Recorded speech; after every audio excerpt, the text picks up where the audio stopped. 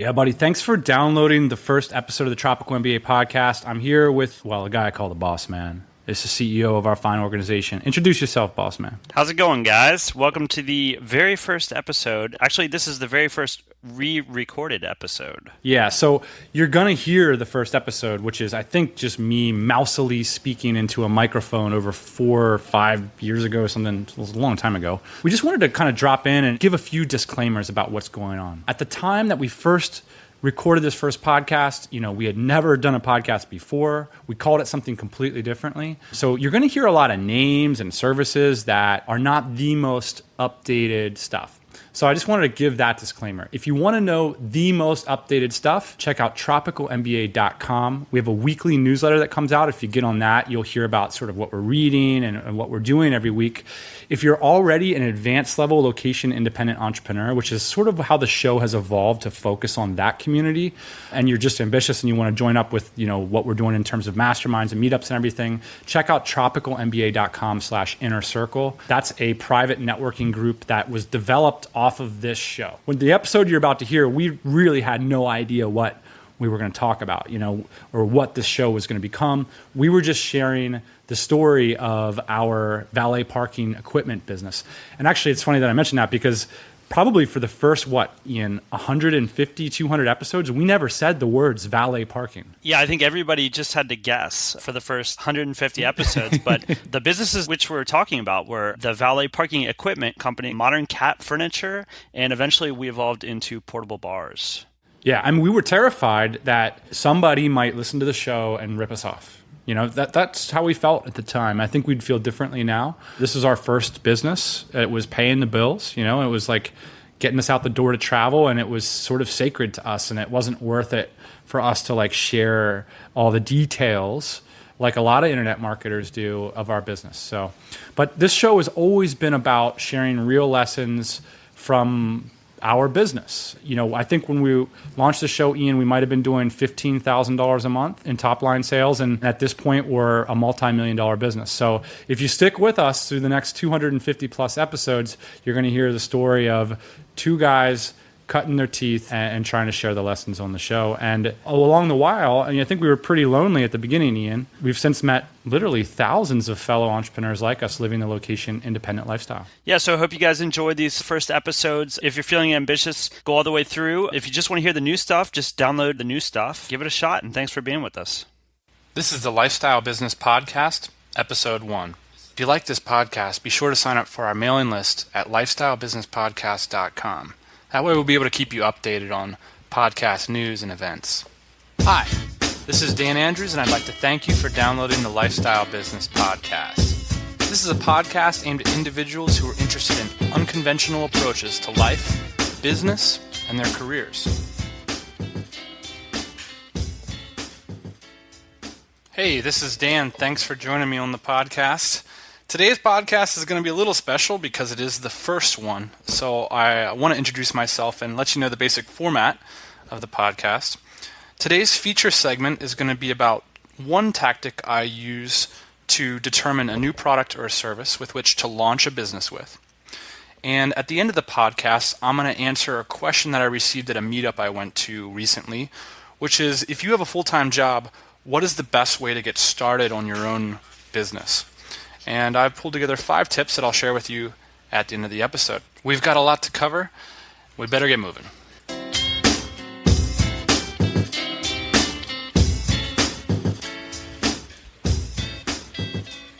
So by way of introducing the podcast, I wanted to have just a brief introductory segment to talk briefly about what I think a lifestyle business is versus a traditional business, why I think it's more relevant now than ever, why I'm excited about it, and why I've started a podcast.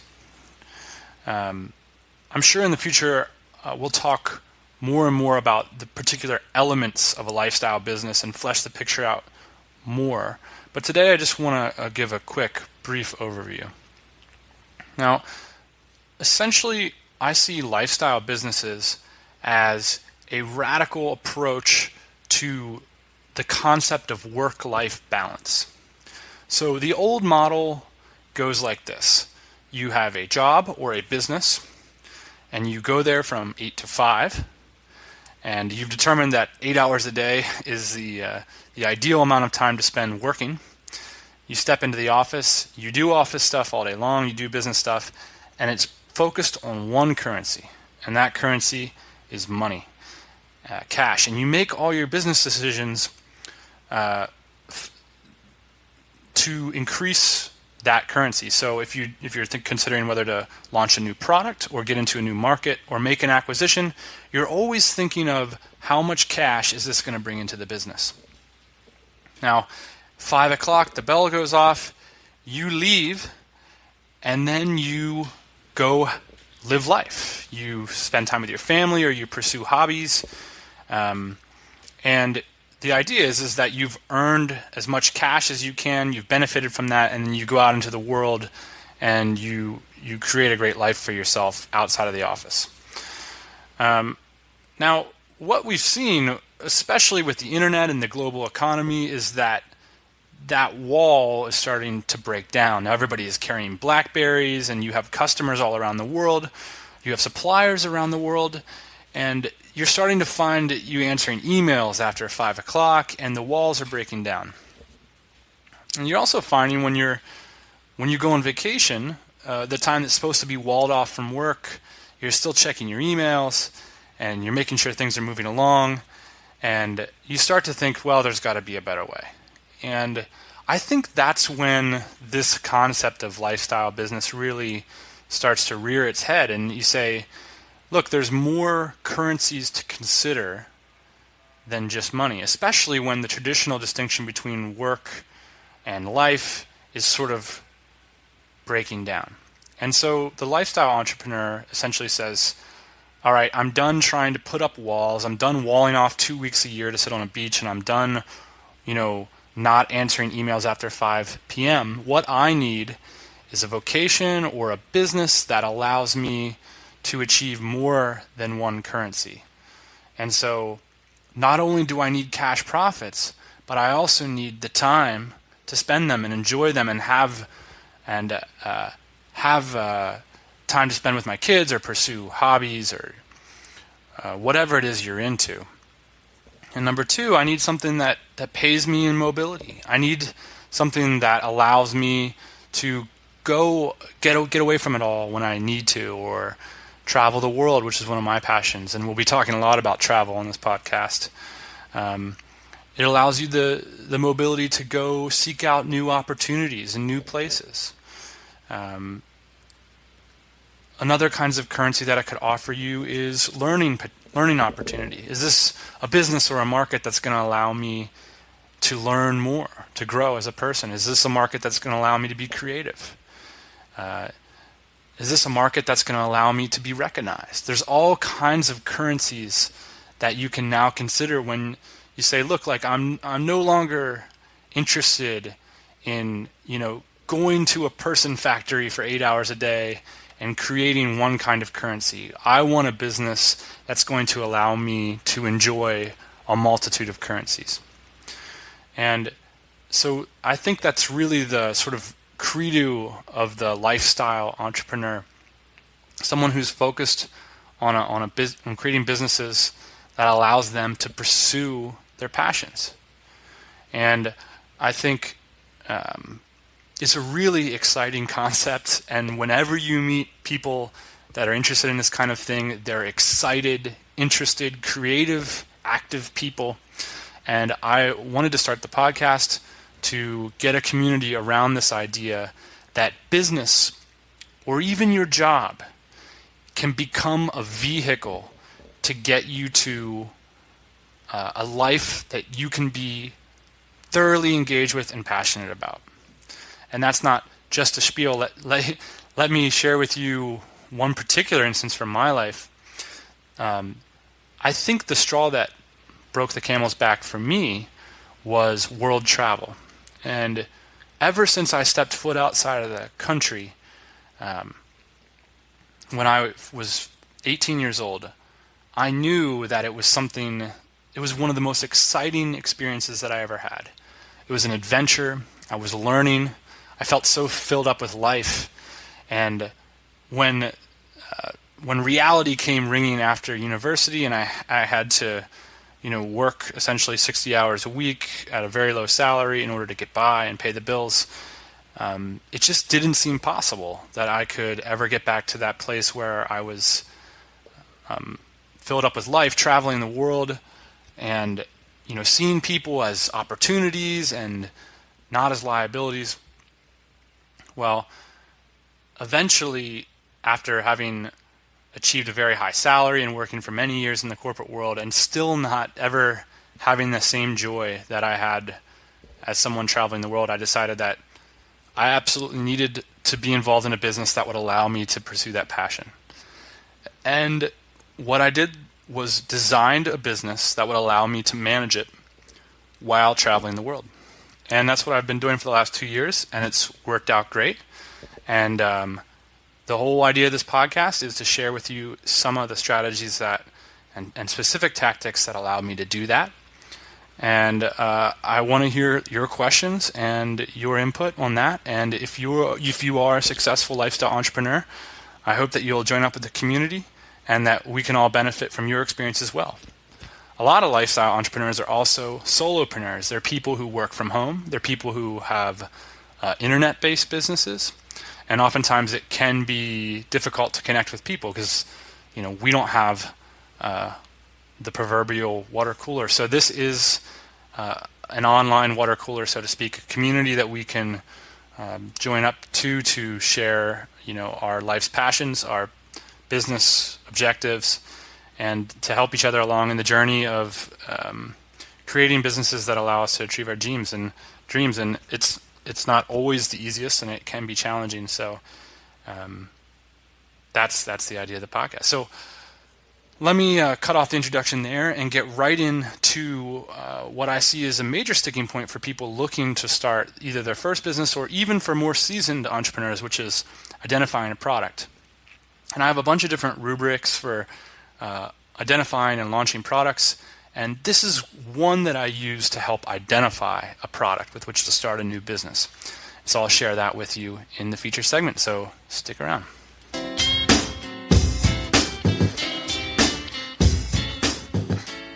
Hey, this is the feature segment where I try to pull together at least a semi-cohesive piece of advice that I hope can help you in your business.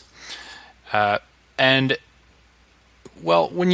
you talk to people, from anyone from beginners to very seasoned entrepreneurs, a major sticking point in starting a new business seems to be identifying a new product. I mean, that kind of stands in the way between getting moving and sort of sitting around staring at the wall, figuring what the world needs. And I want to offer one of the tactics I use to you that sort of eliminates some of the guesswork. And I think that's important because one of the major mistakes that I see people making, and I've certainly made myself in the past, is putting too much emphasis on the idea. And I think there's a bunch of reasons why people do that. In part, it's really glorified in the media, like the great ideas. I mean, you can't read enough articles about Twitter and Facebook and similar sort of paradigm-shifting businesses that were based on an idea.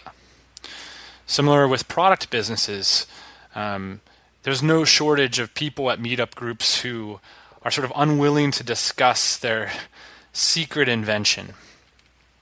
And I'm not going to say that stuff isn't great. It is, but 99% of businesses out there are not started around a great idea.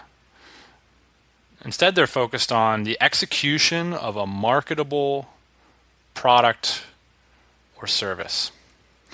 And so I want to walk you through the steps you can kind of avoid the stagnation. I'm not saying don't go after your ideas. Certainly, I have started businesses in the past, and I own 2 businesses which are moderately successful that are focused on what I thought was a great idea.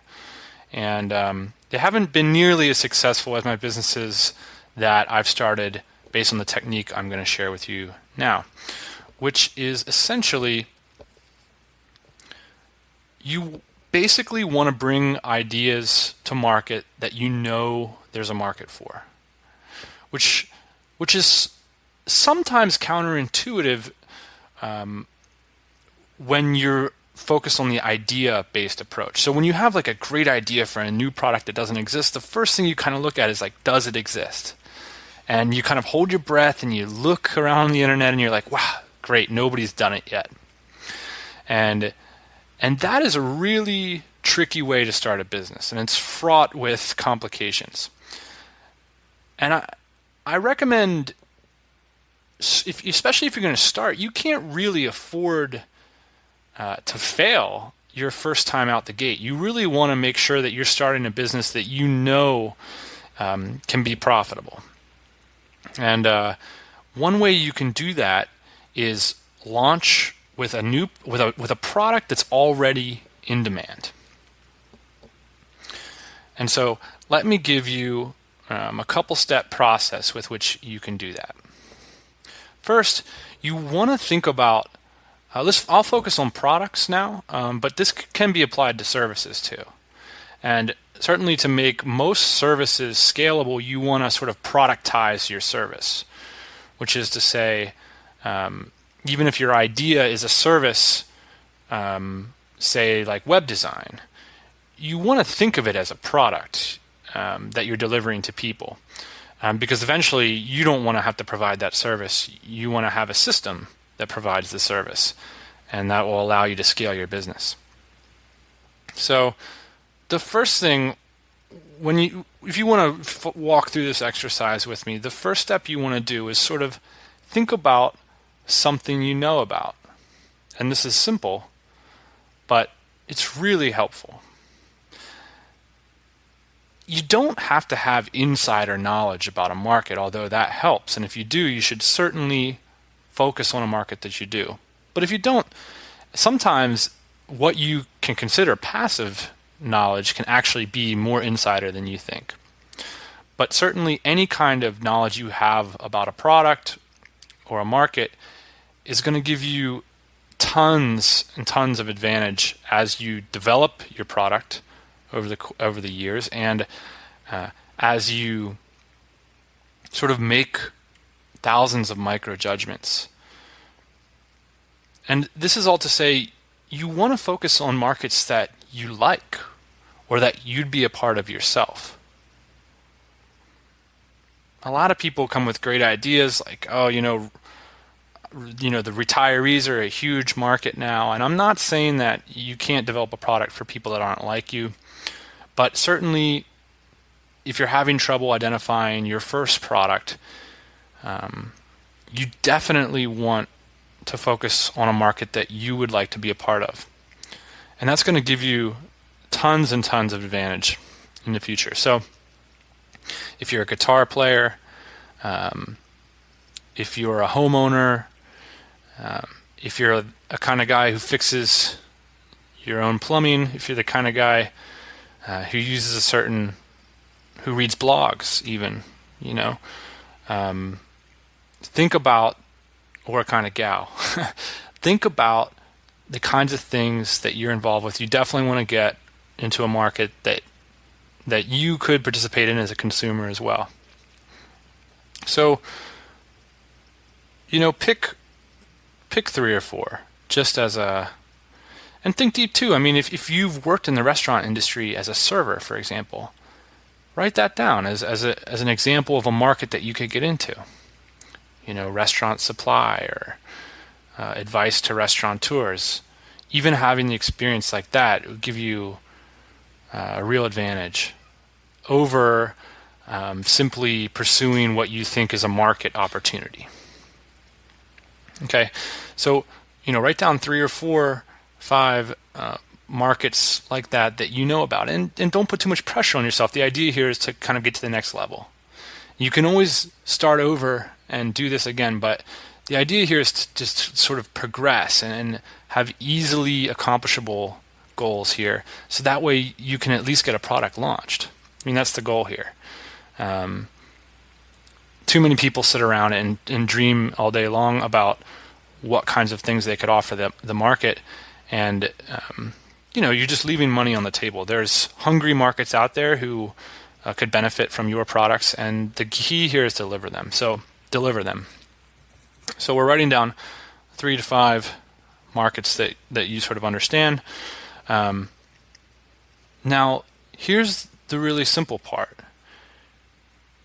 Identify one product in that market that you could create. Now, if you're interested in information marketing, which is great business, the kinds of products you might consider are a how-to guide, so an ebook. You might consider a podcast, like I'm doing, or an audio guide. You might consider a membership site. Now, don't fret too much about your expertise in terms of developing these products. Just know that you could get them done. I mean, you can go to somebody who does have membership site expertise or learn about that in the space of a couple days. This part isn't nearly as important, in my view, as the market experience part. People, I think, make too big of a deal about the difficulties of production, and we'll talk a lot about how to decomplicate these things. Another thing you could potentially do is develop or purchase a product from a manufacturer and resell that. So hard goods are an option as well, although often not as easy, and certainly they have more costs involved than doing an information product. So find some products in those markets that already exist. That's the goal here. So, if we're talking about the restaurant example, you've worked in restaurants and there's how-to guides on how to be a restaurateur, for example, and maybe you weren't the restaurateur, but you knew restaurateurs, you interacted with them, you sort of understand what they need, and that's a great market for you to get into because you understand it. So you find products like that on the market. And the key thing here is you want to find a market that is large enough that the people who are delivering the products are making a profit. That demonstrates that there's a market out there buying this stuff. Now all you need to make money is to find a way to participate in that market. And so the next step then is simply, I know I say simply, but it is simple. Go to the market. Find a market that isn't, obviously credit cards aren't a great market to get into because it's so crowded. You want to find a type of product that there's enough products out there that there's a real market that's paying money for this stuff, but there's not so many that you can't make an impact. Now, there are certainly data-driven ways to do this analysis, and we'll get into that in the future, but right now I want to focus a little bit more on the conceptual angle and just try to give a conceptual framework for thinking about this more simply than trying to put so much pressure to come up with this great idea.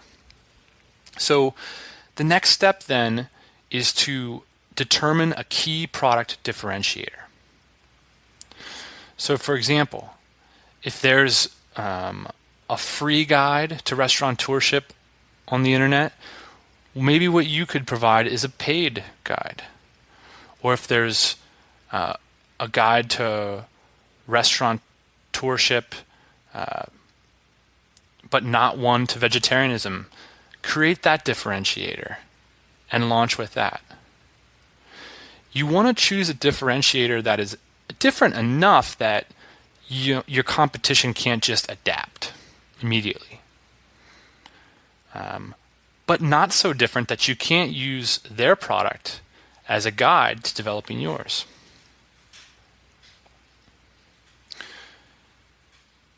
So the 3-step process then is identify a market that you are a part of currently and you understand as a participant, as a buyer, as a consumer. 2, identify a product within that market that you know you can create or buy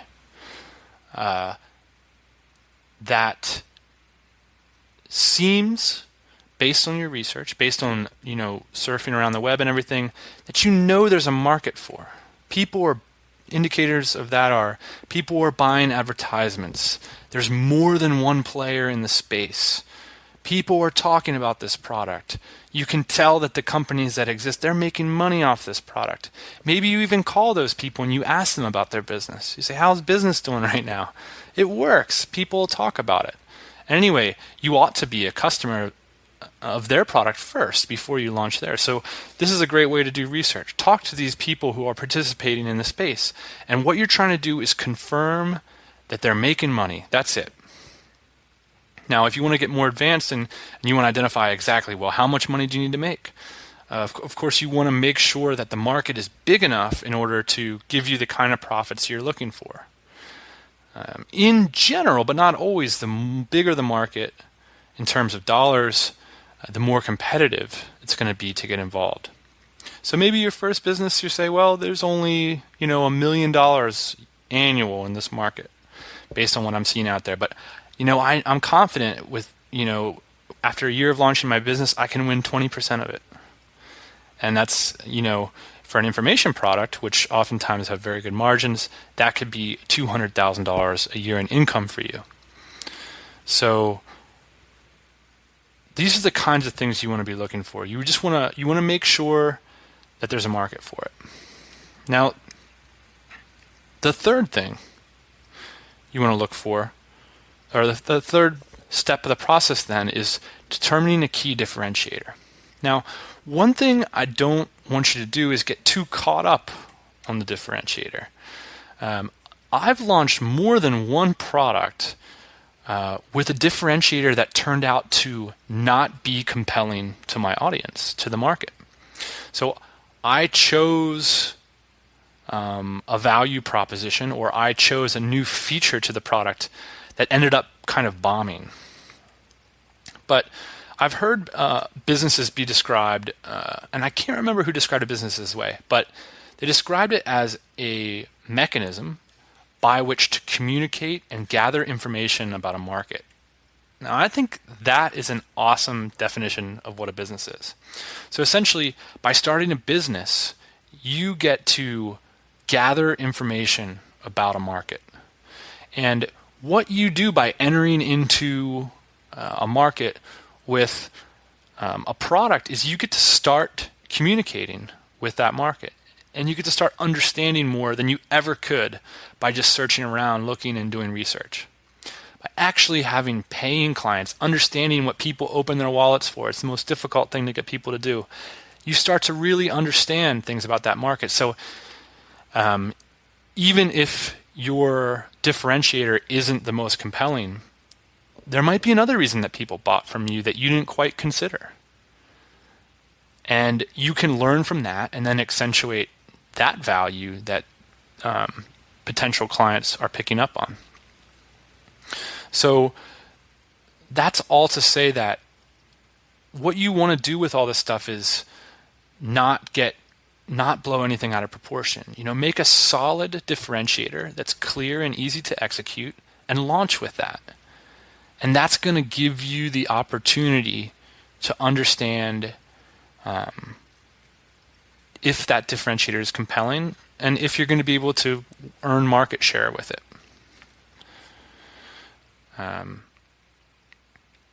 This is implied in all of this, I think, is the idea that you want to launch your products fast. One of the biggest mistakes people make is they build up their idea too much. They spend too much money, too much thought power goes into a product without actually communicating with your market. So you want to kind of identify the quickest fail point or the quickest way to get to the market so that you can start gathering information. Even if your ambition is to eventually be the highest quality, most put together offering available, you might want to if it comes down to an issue of speed, you definitely want to consider compromising your offering in order to get it out there faster and starting to interact with your potential market. So this is this quick method of determining a product. The goal here is to make the steps simple so that you can move your way through them and not get too caught up on needing to be totally unique or totally earth-shattering. I mean, there are real demonstrated markets out there that have, and by demonstrated I mean they're proven. People want X. People buy X. And all you need to do is participate. And that can be a great source of income for you, especially if you're at the beginning. Now, in my case, I'm a little bit farther along. I've got a bunch of different products and businesses now launched. It still makes sense for me to invest the resources and the profits that I've made back into this methodology for determining new products, because it's just making another basket to collect cash from. Primarily, especially in lifestyle businesses, the businesses are about achieving your goals. Whatever they are, they're about achieving your travel goals, your time goals, your cash income goals. It's not, unless you're dead set on creating the greatest web application or the coolest new product, it certainly doesn't make sense to start out that way, to learn the ropes with what I think is a much riskier prospect. You want to have this locked down solid. You want to make sure that you get a strong cash flow from your business launch. So that's just a brief overview of one method for determining a product. I hope you enjoyed it. If you have any questions or you want to add any of your insights, the best way to do that is to sign up for the mailing list and respond to the email address from which you get the emails. You can find that at thelifestylebusinesspodcast.com. And stay tuned for the question and answer session right after this segment, where I'm going to share the top 5 tips for getting started if you're a new entrepreneur.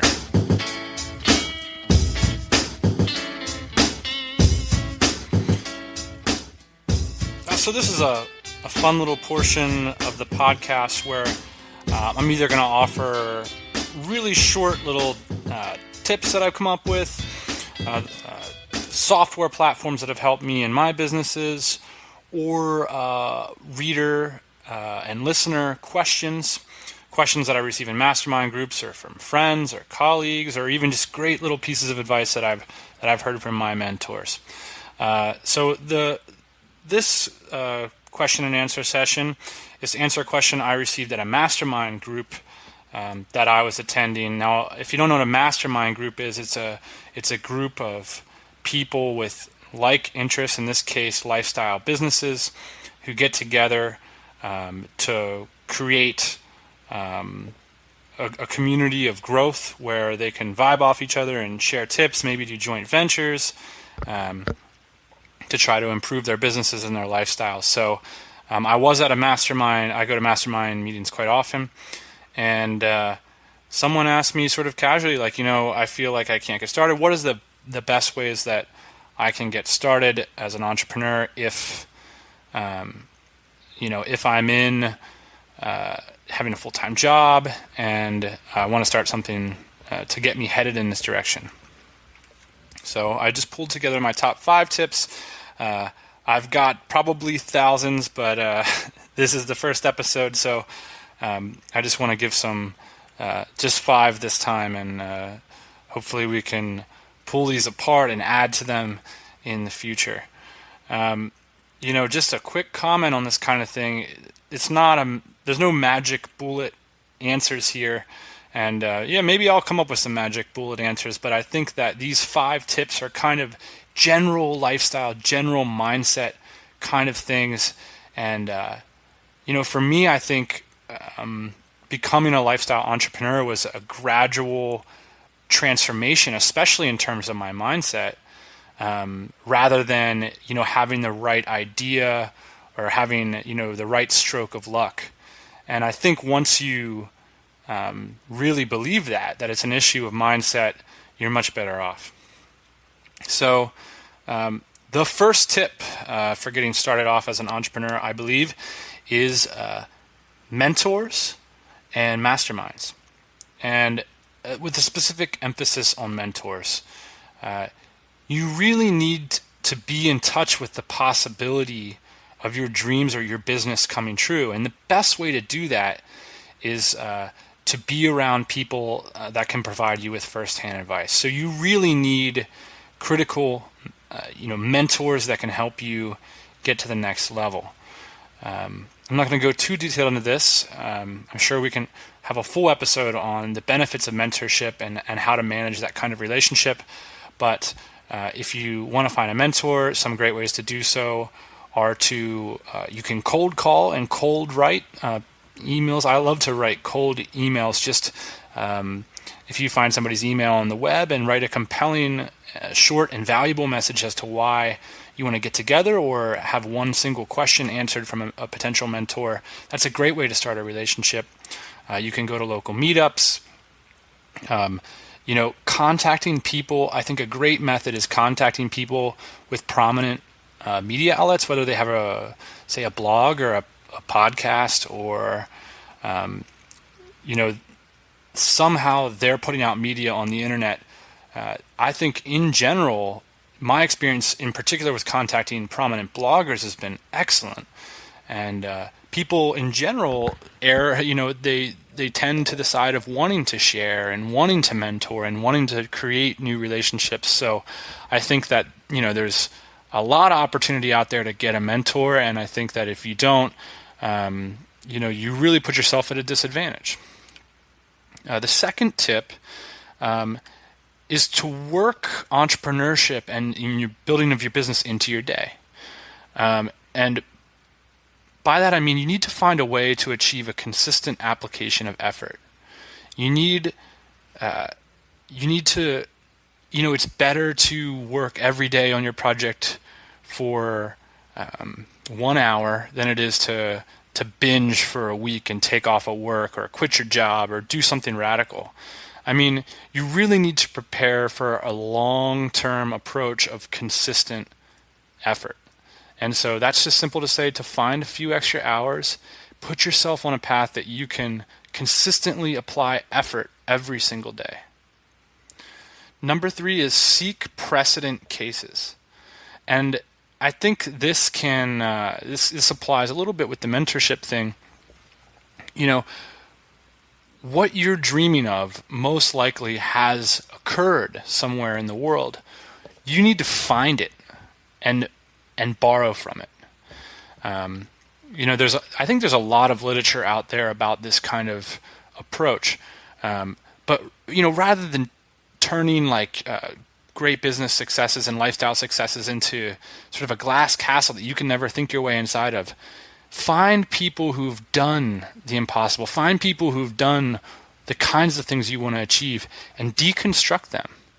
Pull it apart and find ways in which you can participate in the same kind of actions that they've done. So seek precedent cases.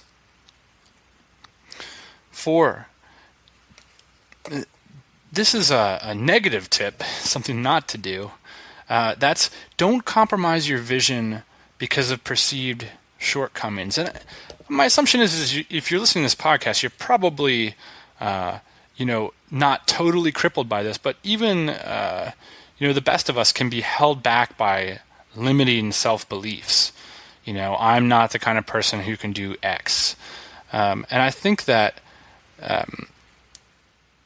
you need to be, this especially comes into play when people, they're scared to say something like, I'm not capable of working, 4 hours a week and making a lot of money. I'm just not the kind of person who can do that, and I'm willing to settle for less. I think this kind of self-limiting belief And oftentimes it comes from a sort of a misdirected humility. Like, who in their right mind can only work 4 hours a week and make a lot of money? Well, I happen to know a lot of people who can only work 4 hours a week and make a lot of money. And I'm talking six figures. And, for me, that's a lot of money. So I think that,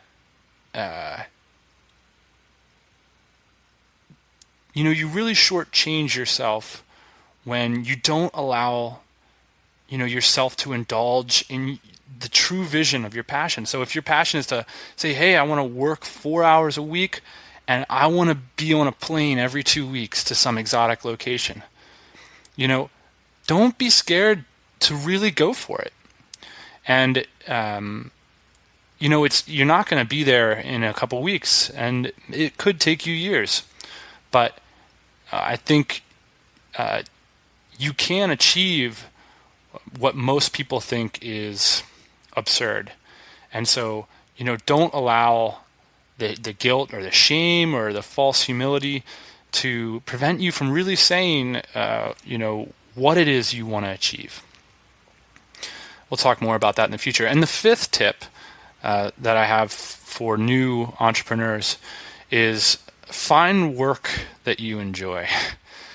And, everybody says this, but it's true. And the reason is that it is work, even if you're working 5, 6, 10, 15 hours a week, it's work.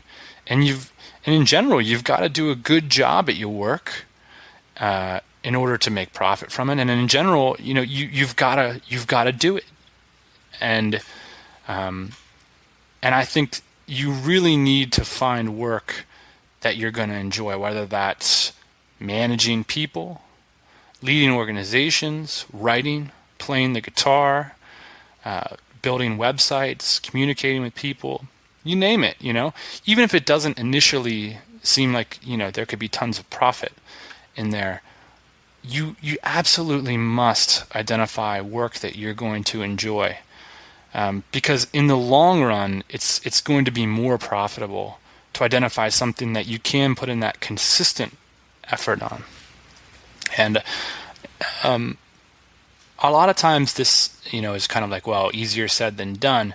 But even having, the ideal work day or the ideal type of work in your brain, you'd be surprised at how those things start to work their way into your businesses. And sometimes it's not always what, but how, So also take this as an opportunity to find how you like to work.